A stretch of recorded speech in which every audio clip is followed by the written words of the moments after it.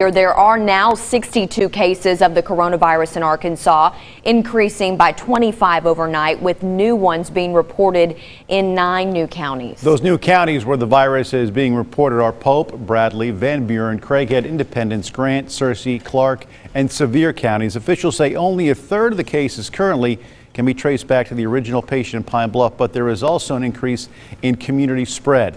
We start with Jay Burr this evening. He was at the governor's press conference this afternoon. A lot of information brought out today, Jay.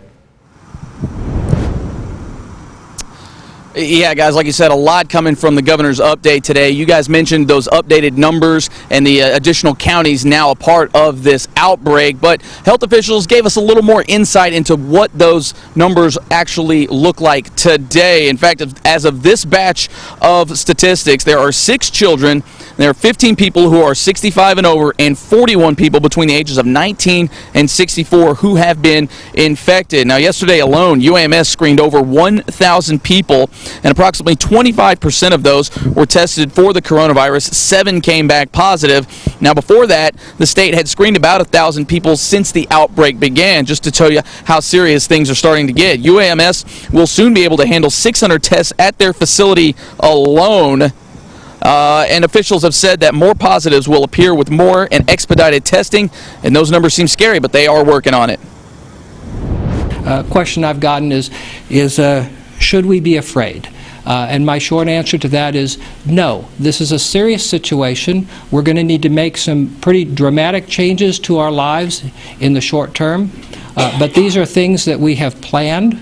These are things that we understand based on the situation, and we have many people working together in partnership to respond. This is hand-to-hand combat at this point. This is trench warfare, and we're going to leave no stone unturned to get the resources that our people need to stay protected and to do the job that they have been sacrificially doing.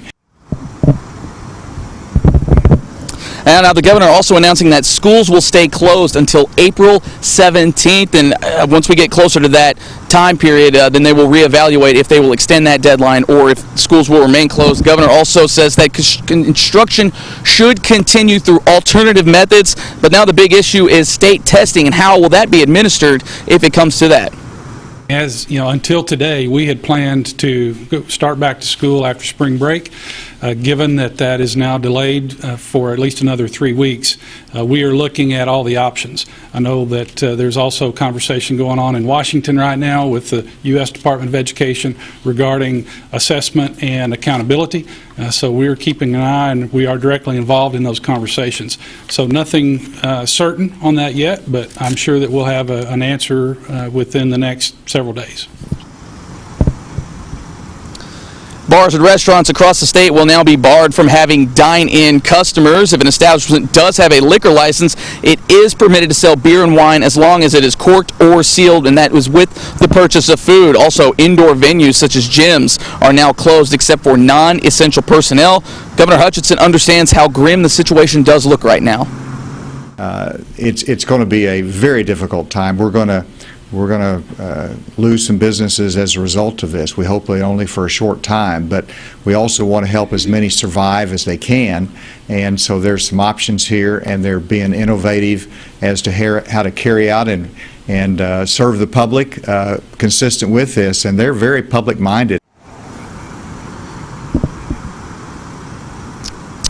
And again, to just sort of reiterate that this directive is going to be in place until further notice. They will start reevaluating things as the health situation becomes a little more clear as the days come. But for now, live from outside the state capitol, Jay Burr, KRK 4 News.